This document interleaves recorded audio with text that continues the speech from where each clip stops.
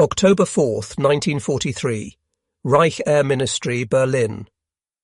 The oak-panelled conference room fell silent as Reichsmarshal Hermann Göring delivered his assessment to German aircraft manufacturers, his words recorded by stenographers for what would become one of history's most catastrophic miscalculations. The Americans cannot build aeroplanes. They are very good at refrigerators and razor blades. Through the tall windows of the Air Ministry, the assembled industrialists could see the smoke rising from Berlin's factories, working desperately to replace Luftwaffe losses. The Third Reich, though beginning to reel from defeats at Stalingrad and North Africa, still controlled most of Europe. In Göring's mind, shaped by outdated impressions from the 1920s, the United States remained a nation of jazz musicians and merchants, capable of producing consumer goods, but not weapons of war. What Göring didn't know was that at that very moment, American shipyards were launching 3 Liberty ships per day. By the time his meeting ended, the Richmond shipyards alone would have completed another vessel. Within 6 months, those Americans who supposedly couldn't build aeroplanes would be sending 1,000 bomber raids over Germany, while their shipyards launched a new cargo ship every 8 hours. The mathematics of German defeat were being written not in battle plans, but in production statistics that would soon reveal the fatal delusion at the heart of Nazi strategy. Hermann Göring's dismissal of American industrial capacity wasn't born in 1943. It had deep roots in German military thinking. As a World War I flying ace who shot down 22 Allied aircraft, Göring had witnessed America's late and limited contribution to that conflict. The United States had entered World War I with virtually no air force and had to fly French and British planes. This memory shaped his fatal assumption about American capabilities. The specific quote about aeroplanes became Göring's standard response when questioned about American threat potential. He repeated variations throughout the early war years. In 1940, after France fell, he assured Hitler, "The Americans are good about making fancy cars and refrigerators, but that doesn't mean they are any good at making aircraft.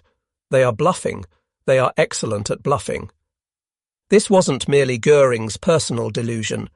German intelligence systematically underestimated American potential.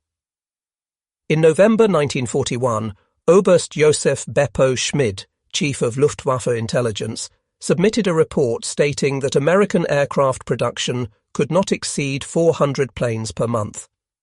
His analysis concluded that American factories lacked the precision tooling and skilled workers necessary for military production. German naval intelligence was equally dismissive.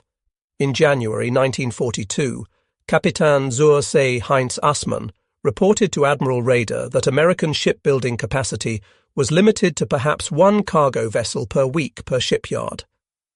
"Their workers are soft," he wrote, "accustomed to high wages and short hours.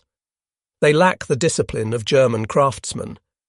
Even Hitler, while publicly dismissive, privately understood the danger. As he told his generals in December 1941, "We must defeat Russia quickly. Once that is done, we can deal with America before their production becomes overwhelming." But Göring, responsible for assessing enemy air power, remained convinced of American industrial weakness. Even as Göring repeated his dismissive assessment, America was transforming into what Franklin Roosevelt called the arsenal of democracy. On January 6, 1942, in his State of the Union address, Roosevelt announced staggering production goals. First, to increase our production rate of airplanes so rapidly that in this year, 1942, we shall produce 60,000 planes. The rate of increase will be maintained and continued so that next year, 1943, we shall produce 125,000 airplanes, including 100,000 combat planes. German intelligence intercepted these numbers. In his diary, Propaganda Minister Joseph Goebbels wrote on January 8, 1942, "The Führer laughed when I showed him Roosevelt's production targets. Pure propaganda. If they could build 1/10 of these numbers, it would be a miracle." What the Germans didn't understand was that America had been preparing since 1940. The foundation had been laid not with military orders, but with British gold. The British Purchasing Commission, desperate for ships to replace those lost to U-boats, had approached American industrialist Henry J. Kaiser with an audacious proposal. Build 60 cargo ships using mass production techniques never before applied to shipbuilding. Kaiser, who had never built a ship but had constructed the Hoover Dam ahead of schedule, accepted the challenge. His approach would revolutionize not just shipbuilding, but the entire concept of wartime production. Instead of skilled shipwrights crafting each vessel individually, Kaiser would use prefabrication, welding instead of riveting, and assembly line techniques borrowed from automobile manufacturing. The Liberty ship design was deliberately simple, a 441-foot cargo vessel based on an old British pattern, powered by a triple-expansion steam engine that any mechanic could maintain. When German intelligence obtained technical specifications from a torpedoed Liberty ship in early 1942, they dismissed it as primitive. Korvettenkapitan Peter Kremer wrote, "These ships are coffins. Slow, ungainly, with the sailing characteristics of a brick." What Kremer failed to grasp was that the Liberty ship's simplicity was its genius. Every part was standardized. Every section was prefabricated in factories across America and shipped to 18 shipyards where they were assembled like giant three-dimensional puzzles. The learning curve was steep. Workers who had never seen a ship were outproducing veteran German shipwrights within months. The first Liberty ship, the SS Patrick Henry, was launched on September 27, 1941, after 244 days of construction. German naval intelligence noted this with satisfaction. At that rate, Americans could build perhaps 50 ships per year. What they didn't notice was the acceleration. The second ship took 180 days. The 10th took 105 days. By January 1942, construction time had dropped to 70 days. Then Henry Kaiser made an announcement that German intelligence dismissed as pure propaganda. He would build a ship in 10 days. September 1942. Oregon Shipbuilding Corporation, Portland. As German U-boats enjoyed their second happy time, sinking 609,000 tons of Allied shipping that month, Kaiser's workers laid the keel of the SS Joseph N. Teal at 12:01 a.m. on September 13th. What followed was precisely choreographed industrial ballet. 3 shifts of workers laboured around the clock. Prefabricated sections, some weighing 250 tons, were lifted into place by massive cranes. Welders, many of them women who had never held a torch 6 months earlier, laid down miles of perfect beads. The workforce included housewives, farmers, and store clerks, who had been transformed into shipbuilders in weeks. Among them was Wendy the welder, real name Janet Doyle, a former waitress who became one of the fastest welders in the yard. Working alongside her was Tom Washington, an African-American sharecropper from Alabama who had become a master shipfitter, and Miguel Santos, a Mexican-American whose welding speed exceeded German standards. On September 23rd at 4:30 p.m., the SS Joseph N. Teal slid into the Columbia River exactly 10 days after her keel was laid. In Berlin, German intelligence dismissed the reports. Admiral Karl Dönitz told his staff, "Even if true, this is a stunt. They cannot maintain such production." But Kaiser wasn't finished. He announced, "We can do it faster." November 8, 1942, 12:01 a.m., Richmond Shipyard No. 2, California. As German forces retreated from El Alamein, American shipyard workers began an achievement that would demolish the last vestiges of German confidence. The keel of the SS Robert E. Peary was laid as hundreds of prefabricated sections weighted in precise order around the shipway. The entire ship had been built before it was built, every piece constructed, fitted, and tested in workshops around the yard. Now they would assemble it like a massive speed build demonstration. Kaiser had handpicked his best workers for this supreme effort. The team included Catherine Glasscock, a former schoolteacher who had become one of the fastest welders in the yard, laying beads at 35 feet per hour, a rate German welders rarely achieved. Richmond Jones, an African-American former sharecropper, operated the main crane with precision that allowed placement of 250-ton sections within an inch of their marks. Mary Piloseno, a 19-year-old Italian-American, supervised the electrical installation team that would wire 5 miles of cable in under 20 hours. Hour by hour, the ship took shape at impossible speed. The bottom hull plates were welded in place within 6 hours. The side shells were up within 18 hours. By the end of the first day, observers could recognize the outline of a ship. The prefabricated deckhouse, complete with plumbing and wiring already installed, was lowered into place on day 2, a single lift that would have taken German shipyards a week to accomplish.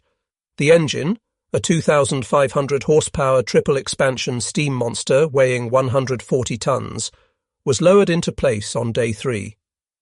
It had been assembled in Toledo, tested, partially disassembled for shipping, and arrived with engineers who could install it in hours instead of weeks. On November 12th, at 3:30 p.m., the SS Robert E. Peary was launched, 4 days, 15 hours, and 29 minutes after her keel was laid. She displaced 14,245 tons and would need only minimal fitting out before entering service. The impossible had become routine. The first credible reports reached Berlin in December 1942. Luftwaffe reconnaissance flights using long-range Focke-Wulf FW-200 Condors brought back photographs that German intelligence initially refused to believe. The images showed dozens of Liberty ships under construction at single shipyards. Hauptmann Wilhelm Dommes counted over 200 ships under construction in aerial photographs. His report, submitted December 15, 1942, warned, "If these observations are accurate, American shipbuilding capacity exceeds our estimates by a factor of 10. The report was suppressed. Göring refused to accept that his assessment had been wrong. "The photographs are deceptive," he told his staff. "The Americans are showing us the same ships from different angles to create an illusion of mass production." But U-boat commanders were reporting disturbing changes. Kapitänleutnant Klaus Bargsten of U-521 noted in January 1943, "Convoy HX-222 contained 47 merchant vessels, all appearing newly constructed. Standard types, obviously mass-produced." Where are these ships coming from? The answer was everywhere. 18 American shipyards were now building Liberty ships. The Bethlehem Fairfield shipyard in Baltimore employed 47,000 workers and was launching a ship every 4 days. The California Shipbuilding Corporation was completing one every 5 days. Workers who had never seen the ocean were building ships faster than experienced German craftsmen. By March 1943, American shipyards were completing Liberty ships at a rate that defied German comprehension. 3 ships were launched daily. Admiral Dönitz's staff calculated that U-boats would need to sink 1.3 million tons monthly just to break even. The best month for U-boats was November 1942, when they sank 729,000 tons. They were already losing. Each Liberty ship required 250,000 different parts. The hull alone needed 30,000 separate pieces of steel, cut to precise specifications. The electrical system used 25 miles of wiring. The ship contained 3,500 feet of piping, 2,500 valves, and 350 miles of welding. Yet American workers were assembling these complex machines in an average of 42 days by mid-1943. The workforce itself contradicted Nazi racial theories. Of the 650,000 Americans building ships, 200,000 were women. Rosie the Riveters, who proved that gender had nothing to do with industrial capability. African Americans, whom Nazi ideology dismissed as inferior, were operating cranes and laying welds that exceeded German standards. At Kaiser's Richmond yards alone, integrated work crews, impossible under Nazi racial laws, were producing a ship every 51 hours by May 1943. The diversity was staggering. Chinese-American welders worked alongside Norwegian immigrants. Native American riveters from New Mexico collaborated with Jewish refugees from Germany. Mexican-American women supervised crews that included poor whites from Appalachia. This coalition of the supposedly inferior was outproducing the German master race by factors that defied calculation. May 1943. Wolf's Lair, East Prussia.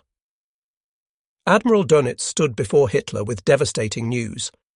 In what became known as Black May, the U-boats had lost 41 submarines while sinking only 50 merchant ships. American shipyards were building ships 3 times faster than U-boats could sink them. Mein Führer, Dönitz reported, the Americans launched 140 merchant vessels last month. We sank 41. At this rate, they will have replaced every ship lost since 1939 by year's end. Hitler turned to Göring, whose corpulent frame seemed to shrink under his gaze. You assured me the Americans could only build consumer goods, Hitler said quietly, his voice containing the menace that preceded his violent rages. Göring attempted to deflect. The ships are of inferior quality, mein Führer. They will break apart in storms. Our intelligence reports— Your intelligence, Hitler interrupted, is worthless. The Americans are outproducing us in every category. The numbers were undeniable. American factories were producing 8,000 aircraft per month. German production, despite Albert Speer's efforts, reached 2,000. American tank production exceeded 2,000 monthly. Germany managed 500. The Liberty ships were just the visible symbol of an industrial supremacy Germany could never match. On October 4, 1943, Göring gave the speech quoted at this script's opening, still clinging to denial even as evidence mounted. He told aircraft manufacturers, "The Americans claim fantastic production figures. They say 8,000 aircraft per month. This is naturally impossible. Even if true, the quality must be inferior. Quantity without quality is meaningless." But even as he spoke, Göring knew the truth. Luftwaffe pilots reported that American P-51 Mustangs and P-47 Thunderbolts were superior to German fighters. B-17S and B-24s were appearing over Germany in 1,000-plane formations. The inferior American aircraft were systematically destroying German cities. General der Jagdflieger Adolf Galland confronted Göring after the speech. Herr Reichsmarschall, I have seen captured American production figures. They are building 500 4-engine bombers weekly. That's more than we have fighters in total. Your dismissal of their capabilities has doomed the Reich. Göring retreated to Karinhall, his hunting estate, where he consoled himself with the masterpieces he had looted from European museums. The most credible witnesses to American industrial might were U-boat crews facing it directly. Captain Lieutenant Heinz Schaefer of U-977 wrote, "By late 1943, the convoys were enormous, 80, 90, sometimes 100 ships, most new American construction. We would sink 1 or 2 if lucky, but it was like trying to bail out the ocean with a teaspoon. For every ship we sank, 3 new ones appeared on the horizon." Oberleutnant zur See. Herbert Werner, commander of U-415, provided perhaps the most eloquent testimony. We could see the Liberty ships through our periscopes, painted in fresh grey, their hulls bearing the marks of mass production, welded seams instead of rivets, standardized deck equipment, identical profiles. They came in endless processions, each convoy larger than the last. We began to understand that we were fighting not just ships, but an entire industrial system that could replace losses faster than we could create them. The psychological impact was devastating. American broadcasts announced ship launchings like sports scores. German submarine crews stopped counting because the numbers were driving them to despair. By January 1944, American production statistics were being broadcast as psychological warfare. German intelligence could only listen as the numbers were announced. Ships completed in 1943, 1,238 Liberty ships, 203 Victory ships, improved versions, 122 tankers, 367 military vessels, monthly production peaks, December 1943. 155 merchant ships launched, 8,789 aircraft delivered, 2,464 tanks completed, 153,000 military trucks manufactured. Wilhelm Zangen, head of the Reich Association of German Industry, reported to Hitler in February 1944. The Americans are producing annually 100,000 aircraft to our 25,000, 50,000 tanks to our 19,000, 2.5 million military vehicles to our 100,000, 2,500 merchant ships to our 200. These ratios are not sustainable for even another year. Hitler allegedly threw the report into the fireplace, shouting, "Defeatist propaganda." But the numbers were conservative. Actual American production in 1944 would exceed even these estimates. Independent confirmation came from Germany's Japanese allies. Commander Toshikazu Omai, assistant naval attaché in Berlin, sent a coded message to Tokyo in March 1944. German leadership continues to underestimate American production capacity. Have verified Americans launched 173 ships in February alone. German officials refuse to believe. Their delusion endangers strategic planning. Recommend Imperial Navy assume American production is double German estimates. The Japanese, facing American might in the Pacific, had no illusions. Admiral Yamamoto had warned before Pearl Harbor, "I can run wild for 6 months. After that, I have no expectation of success." He understood what Göring never grasped, that American industrial capacity, once mobilized, was essentially infinite from the perspective of any enemy. June 6, 1944. D-Day, the ultimate demonstration of American industrial capacity. German defenders saw an armada that defied comprehension. 6,939 vessels, including hundreds of Liberty ships loaded with supplies, vehicles, and ammunition. General-Lieutenant Wilhelm Richter, commanding the 716th Infantry Division, reported, "The sea is black with ships. They stretch to the horizon in every direction. This is not an invasion, it is a migration." Every Liberty ship in that vast fleet represented 42 days of American industrial effort. Every tank coming ashore was one of 88,410 America would produce during the war. Every jeep was one of 639,245 that would roll off assembly lines. The landing craft themselves, thousands of them, had been built in places like Evansville, Indiana, and Quincy, Illinois, by workers who had never seen the ocean. Oberst Ernst Goth, defending Sword Beach, later wrote, "We had been told Americans were soft, that their soldiers would break under pressure, that their equipment was inferior. But I watched their engineers build a floating harbour in 5 days that was larger than most German ports. Their trucks climbed our beach obstacles like mountain goats. Their supposedly inferior fighters swept the Luftwaffe from the skies." Even as American bombs fell on Berlin in February 1945, Göring maintained his fantasy. He told his staff, "The American production figures are inflated. Many ships are probably wooden mock-ups for propaganda purposes." His deputy, General der Flieger Karl Koller, recorded, "The Reichsmarschall lives in fantasy. Yesterday, 1,000 American bombers destroyed Leuna. He still insists they cannot have built so many aircraft. When I showed him crashed bomber serial numbers proving at least 15,000 B-17 and B-24s have been built, he accused me of defeatism." The truth was worse. America had produced 31,000 four-engine bombers by war's end, 18,482 B-24 Liberators, and 12,731 B-17 Flying Fortresses. This single category of aircraft exceeded Germany's entire aircraft production for the war. When Americans captured the Reich Air Ministry in May 1945, they found Göring's intelligence files. Report after report warning of American capacity had been stamped unreliable or enemy propaganda in Göring's hand.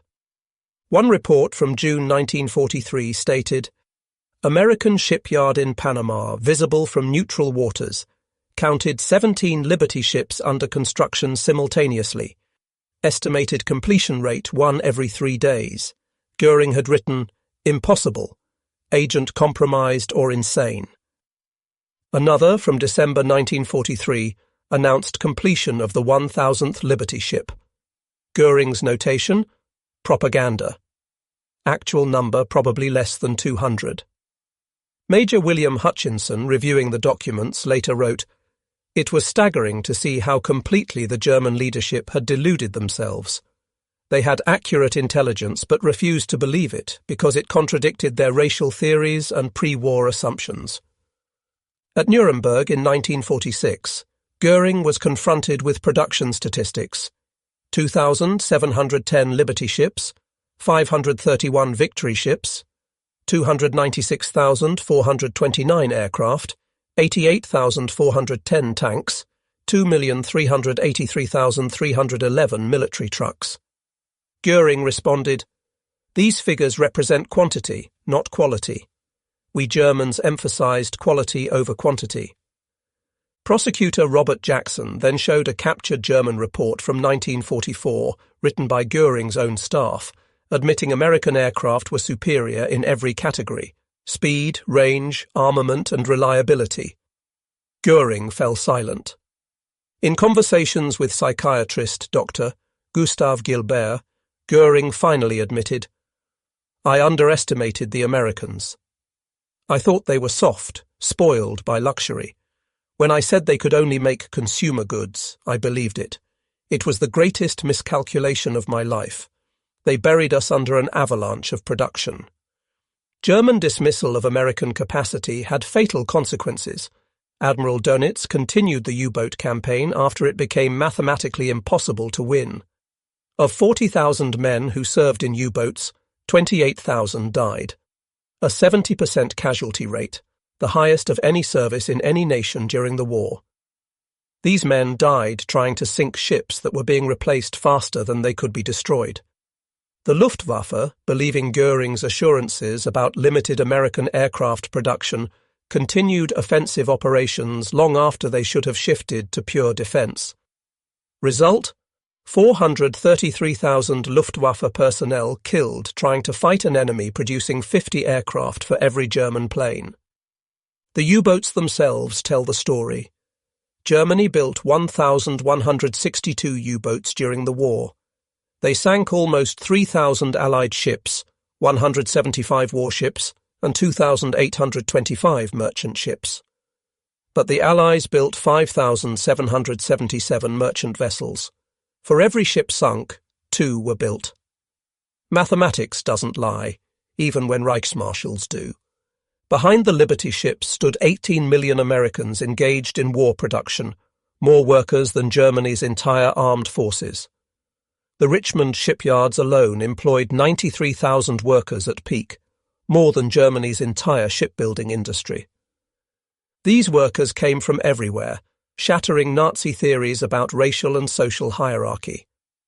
Emma Martinez, a Mexican-American welder at Todd Houston Shipbuilding, completed 300 feet of perfect welding per shift, a rate German welders rarely matched.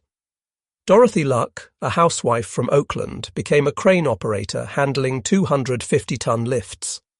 Thomas Washington, an African-American sharecropper from Alabama, became a ship fitter whose precision exceeded German standards. They worked in conditions impossible under Nazism: integrated cafeterias despite local segregation laws, childcare centers for working mothers, medical clinics providing free health care. Workers earned $1.20 per hour, more than German skilled workers earned daily. They bought war bonds with surplus income, while German workers faced execution for slowdowns. The contrast was stark. American workers voluntarily worked overtime for extra pay and pride. German factories relied increasingly on slave labour, workers from conquered territories who actively sabotaged production when possible. While American workers' children attended school, German teenagers were drafted into anti-aircraft crews. While American workers suggested improvements that sped production, German workers who pointed out problems risked being shot for defeatism.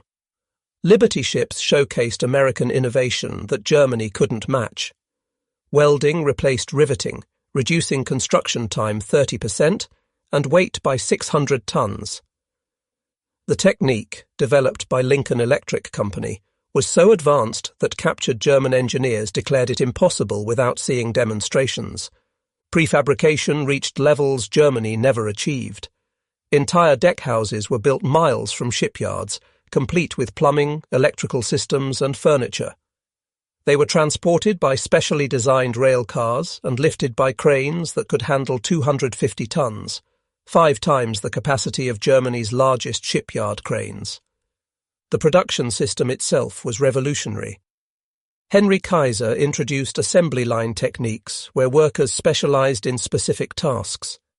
A welder might work on the same type of joint for months, achieving speed and perfection impossible with traditional methods. The learning curve was so steep that workers who had never seen a ship in July were outproducing veteran German shipwrights by December. Each Liberty ship required materials from across America, delivered with precision German logistics officers declared impossible. Steel plate from Pittsburgh arrived exactly when needed. Engines from Toledo were delivered complete and tested. Electrical generators from Schenectady appeared precisely on schedule. The railroad system supporting this miracle moved staggering quantities. The Pennsylvania Railroad alone transported 50 million tons of war materials in 1943, more than Germany's entire rail system despite slave labor. American railroads achieved this while maintaining civilian passenger service. Major Hans Kerl, a German logistics officer who studied American production after the war, wrote, "We struggled to supply single factories. The Americans supplied entire industries. We counted boxcars, they counted trainloads. We planned in weeks, they planned in years." Even as Liberty ships poured out, Americans were improving the design. Victory ships, introduced in 1944, were faster, 15 to 17 knots versus 11, larger and more sophisticated, yet built almost as quickly, 42 days average. The Victory ship program demonstrated American ability to innovate while maintaining mass production. New turbine engines replaced old systems. Improved hull designs increased speed and capacity. Better ventilation preserved cargo. Enhanced navigation equipment improved safety. All incorporated without slowing production. By contrast, German attempts to improve submarines, the Type 21 program, produced chaos. Only 4 Type 21 U-boats were operational before war's end, while America built 531 Victory ships in 18 months. The economic disparity made Göring's dismissal delusional from the start. 1941, American GDP, $126 billion. Germany's $35 billion. American steel production, 80 million tons. Germany's 20 million tons. America produced 26 billion kilowatt-hours of electricity. Germany produced 8 billion. American production increased 170% during the war. German production increased only 30%, despite Speer's desperate efforts. By 1944, America spent $90 billion annually on war, more than Germany's entire pre-war GDP. The Liberty ship program alone cost $4.6 billion, exceeding Germany's entire U-boat fleet expenditure. Dr. Rolf Wagenfuhr, head of German wartime statistics, calculated after the war. America outproduced Germany 6-1 in raw materials, 8-1 in finished goods, 12-1 in transportation capacity. We were not defeated. We were buried. American production became a weapon itself. The Office of War Information broadcast statistics to Germany. German soldiers heard America was building a ship every 8 hours, a plane every 5 minutes, a tank every 7 minutes. They didn't believe it until they faced it. Gefreiter Helmut Roemer, defending Normandy, wrote, "The Americans announced 10,000 planes for Invasion Day. We laughed. Then the sky turned black with aircraft. Everything they told us was propaganda turned out to be true. Everything our leaders told us was true turned out to be propaganda." Each Liberty ship became a symbol of American invincibility. German propaganda tried mocking them as ugly ducklings, but U-boat crews knew better. As one captured submariner told interrogators, "When convoys of 50, 60, 70 of these ships appeared, we knew the war was lost. Mathematics doesn't lie, even when politicians do." After Germany's surrender, American investigators surveyed German industrial leaders about their wartime assessments. Their responses uniformly damned Göring's judgment. Fritz Thyssen, the steel magnate who had helped Hitler rise to power, stated, "Göring lived in fantasy. He visited America in the 1920s, saw only speakeasies and jazz clubs, never steel mills or auto plants. His ignorance cost Germany the war." Albert Speer was more damning. Göring's dismissal of American production was criminal negligence. By the time I became armaments minister, it was too late.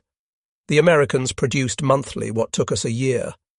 The Liberty ships were just the visible symbol of an industrial supremacy we could never match. Even Alfred Krupp, whose factories had been the pride of German industry, admitted, "We produced the best steel in the world, but in artisan quantities. The Americans produced good steel in oceanic quantities."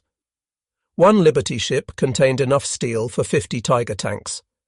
They built 2,710 Liberty ships. We built 1,347 Tiger tanks. The arithmetic is inescapable. Even the Soviet Union, America's ally but ideological rival, was stunned by American industrial output. The Liberty ships became the lifeline not just for Britain but for the Soviet war effort as well. Marshal Georgy Zhukov wrote in his memoirs, "The Americans gave us 400,000 trucks, 13,000 tanks, 15,000 aircraft, and 17 million tons of supplies. But what truly amazed us were the Liberty ships themselves, delivering these supplies through Arctic waters under constant German attack. Each ship that reached Murmansk represented a victory of American industry over German submarines. Without these ships, we could not have driven to Berlin."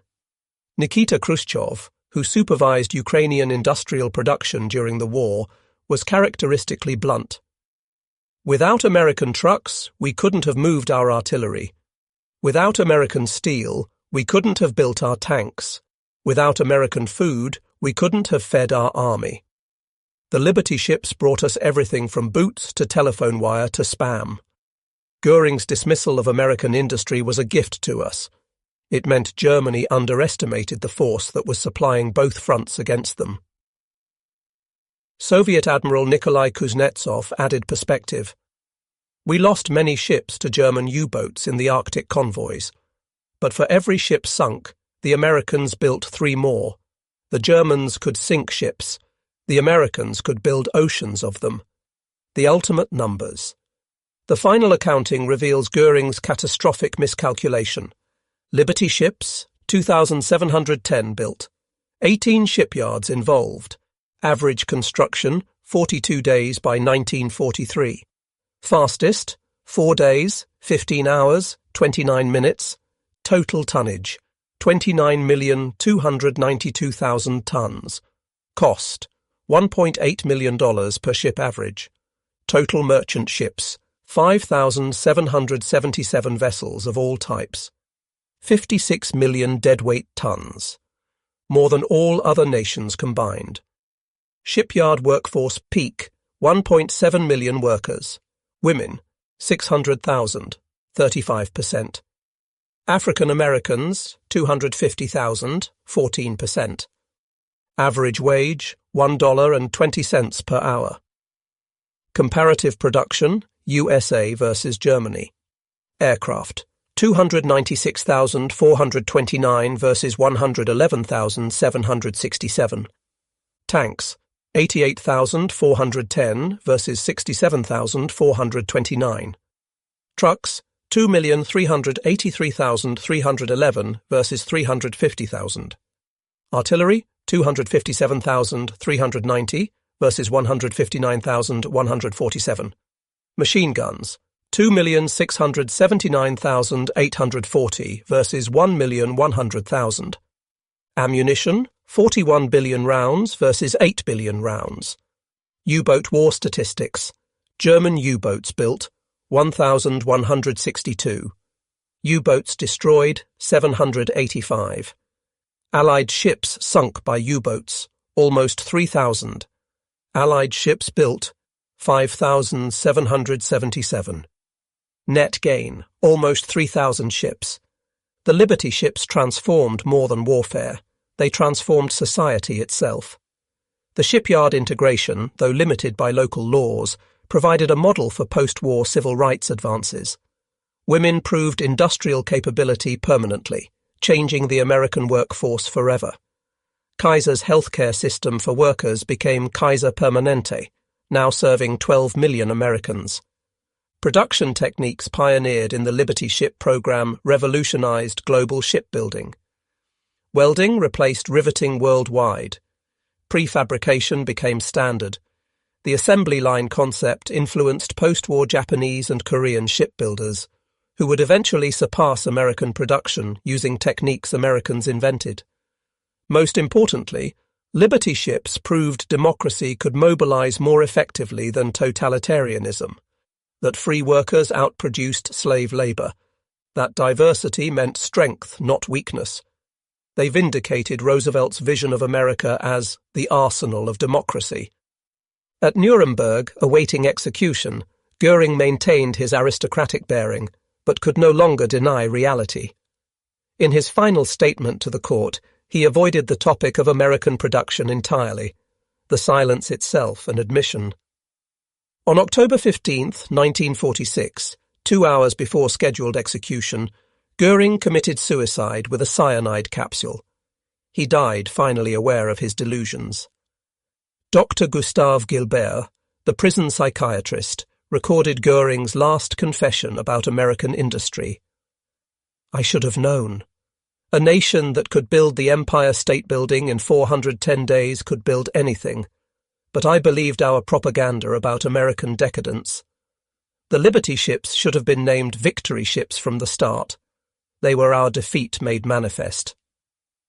Today, 2 Liberty ships still sail, the SS John W. Brown and SS Jeremiah O'Brien.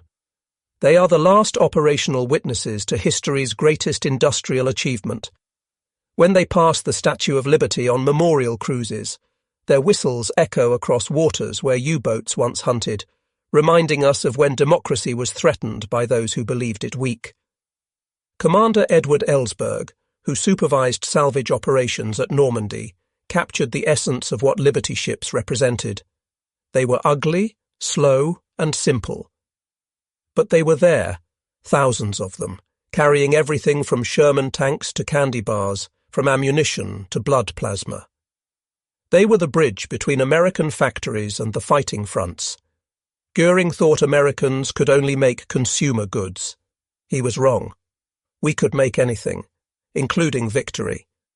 The 2,710 Liberty ships stand as monuments to the danger of underestimating democracy based on prejudice and preconception. Hermann Göring's dismissal of American industry as limited to consumer goods echoes through history as one of the greatest strategic miscalculations ever made.